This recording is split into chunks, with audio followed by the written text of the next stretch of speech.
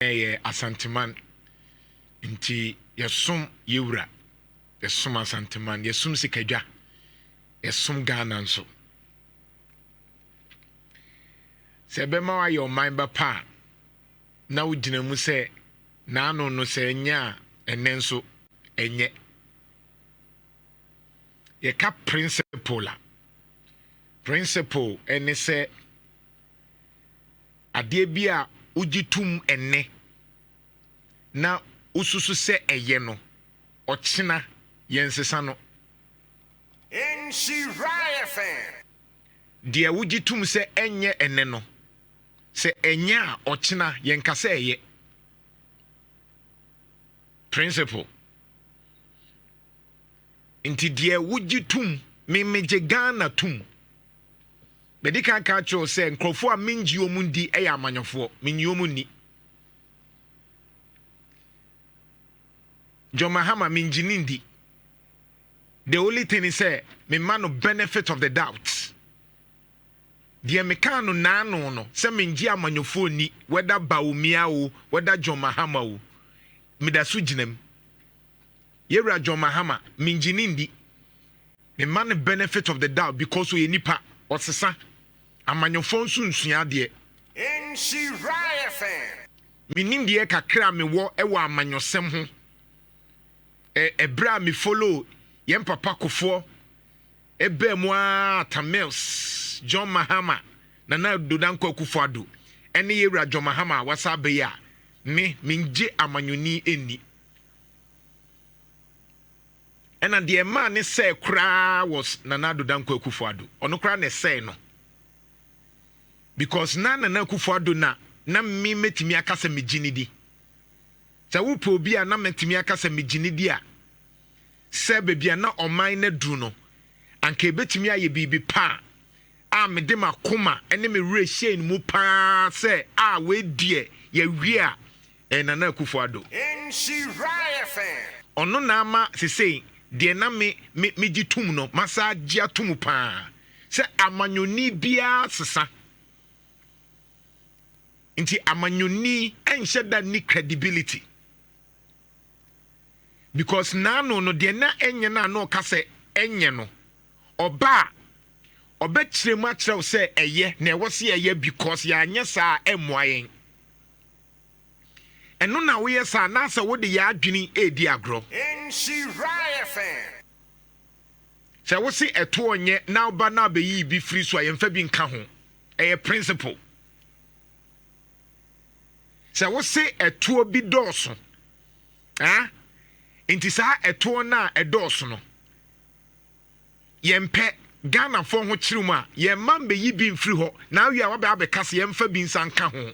that is lack of credibility nano towing levy me sorry gyina me se mempɛ levy me sorry gyina me se mempɛ yentua ye de bola levy nyina bae ye kan ho asɛm COVID-19 levy samre na kufuado ema ye free water any free electricity no ye mu bi ka sɛ ɔdaadaa mo ye mu bi in 2020 na kufuado ba fellow Ghanaians no aka kyerɛ mo sɛ oh ya mam free water free electricity ye mu bi gyina mu ka sɛ ɔdaadaa mo na ye abɛsa atua MPP for no didi yatem NDC for no anigye ye Nhyira FM me sɛ ka biem samre na ne kasetia eto akese petrol na ekosro dollar na ekosro ene nneoma bia na enya na ekase ade na ekoso no nye na ha Ghana fo no NDC fo ani gyeye MPP fo ebufuye samre ne de o ka asema na yaso wo soro ene no NDC aba nti NDC benya yengusuwa ne nkankyere mu se adeɛ ne nya yɛnka sɛ ɛyɛ if you said the nano 9 MPP 4 year beer near catch your man no more de brofo air catcher ye say ye nim de near can no mon quane tiasie omo de credit score ba near catch sa de we moi omo de e-levy ba near catch sa de we moi nyenya MPP full soldiers a omo di atembia no masa chreche ma catch say ye stomach journalist ye nim de air can school ni anko ndro achire 3 months ene ye di atem ye di ye bia kama eje boy ho a nanso na Jantuah nyai de na wo so ye o kan de wo so o ka enne NDC fo aba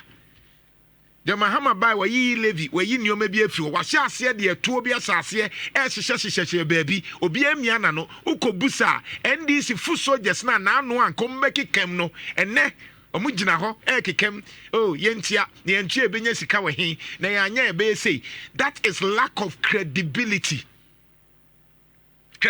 no maka to say era 7th month mu into 7th month no ene John Dramani Mahama president ebe chia nyam kama afini ebe scrutinizing ye afina nsem na oka ye no ye be ba ba ma wa agwa mu afina ne 24-hour economy no ye be ba ba mu ye electricity watum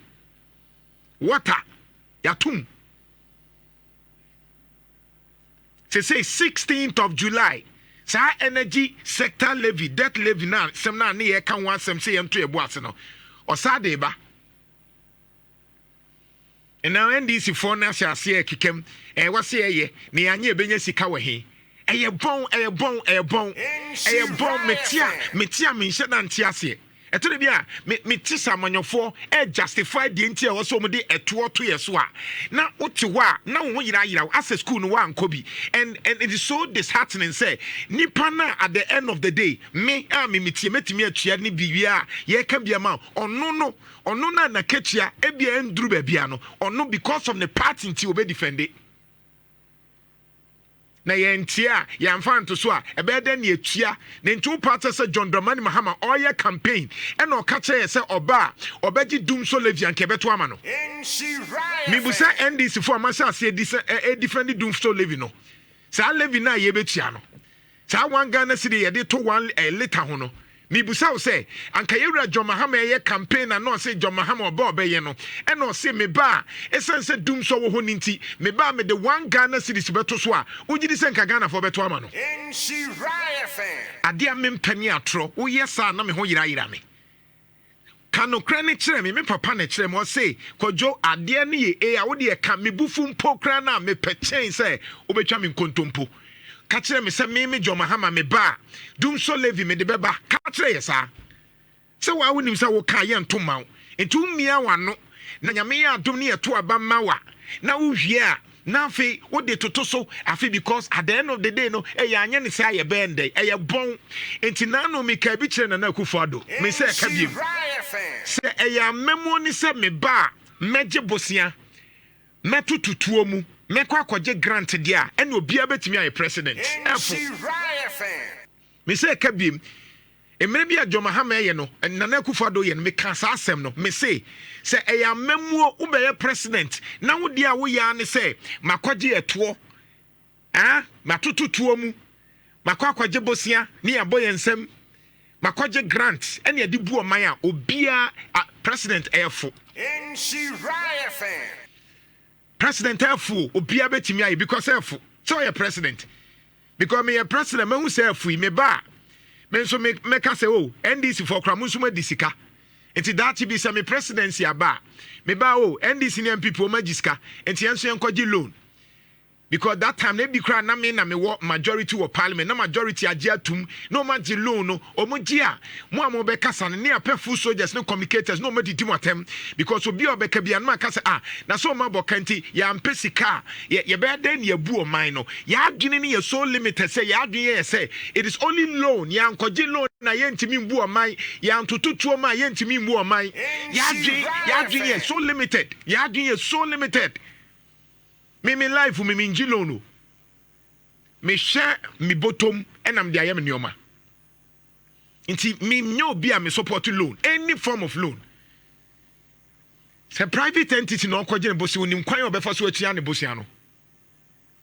Se ankrankra bi na ekɔgye a but yagye atum se Ghana ban kɔgye bosia no onye ne yie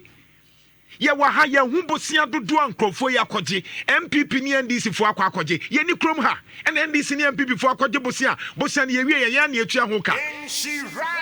ye ni ha ɛna omu broka na Akufo-Addo abroka ma sese bebi ene nam John Mahama be bro ya through 122 ye nso ye broka ye bia na Akufo-Addo nso abro bia ɛne ene nam na wotewa na wo defend wo ye fu soldier wo ye young guy wo na wo dachi ye ton no wote radio so social media so defend obia one man life or sell life.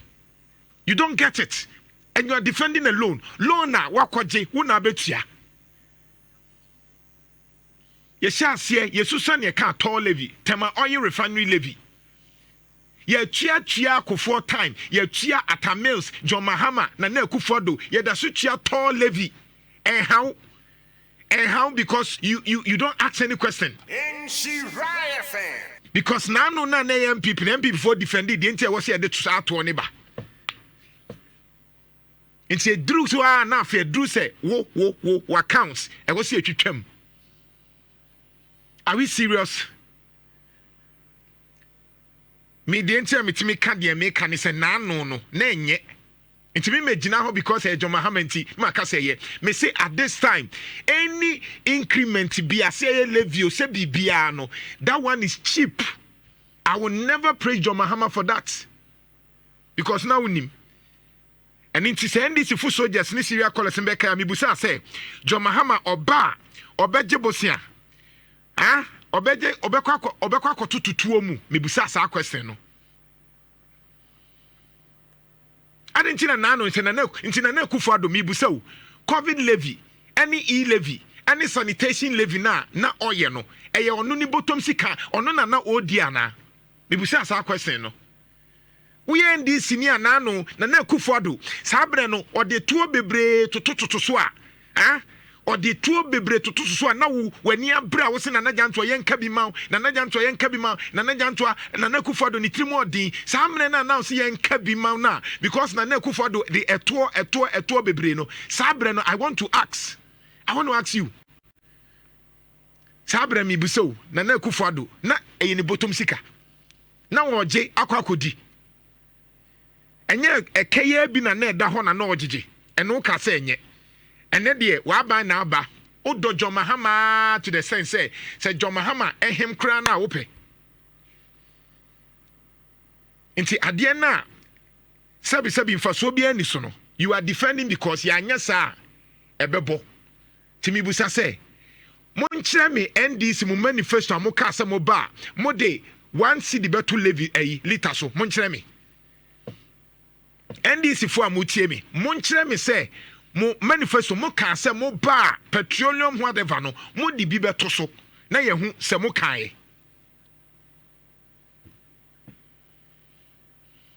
ma menkyere weto nko a ye de go ma menkyere weto nko a Ghana eto nko a Ghana ye de toto ye so a ye tua enso ye nya so mfaso ye nya sa nneoma ni bi mfaso wote wa na o keka de o ye obe because e wa ban na aba because we NDC ni nti de John Mahama ye bia won ti asekura be defend because we full soldier sane won say e chechiro man anaka say be chechiro man trimu deso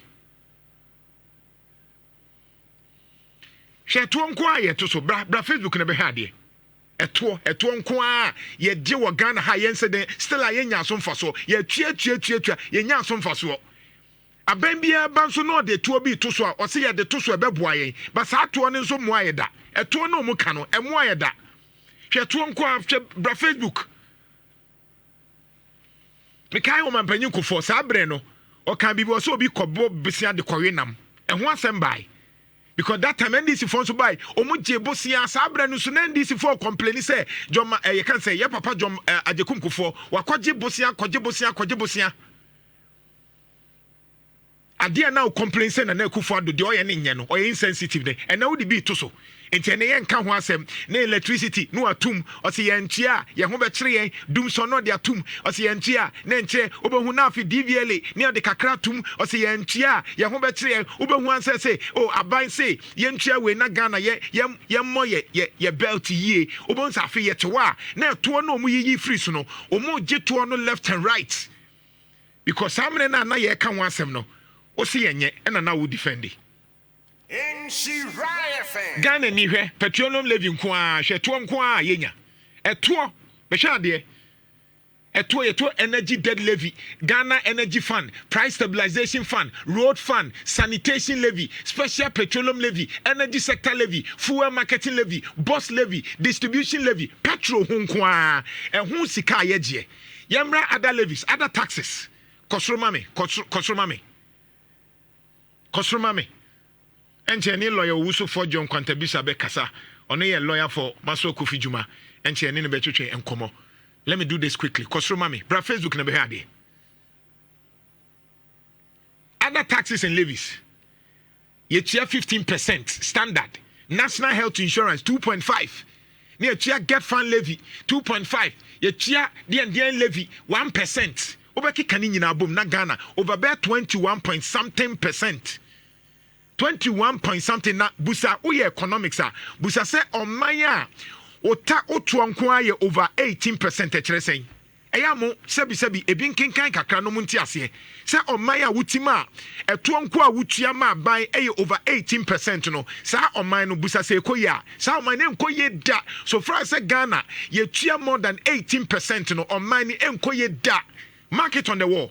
And yet the day say Mahama abana Mahama you hope. So for us on mania jatum say a 2 year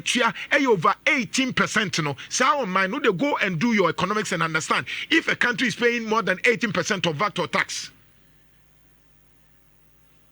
Your growth, your national health insurance, your growth and sustainability levy,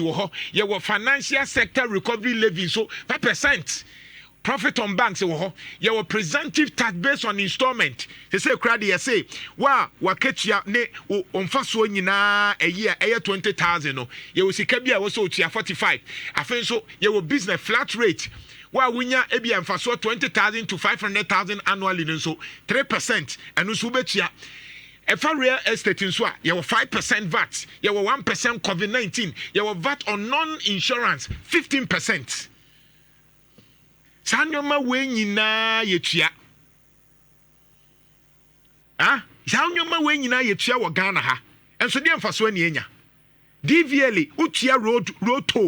toll levy enya road road works we said then road worthy utia road worthy ansan we tua insurance no abusa se ni nyina utia no e de mfaso na wonya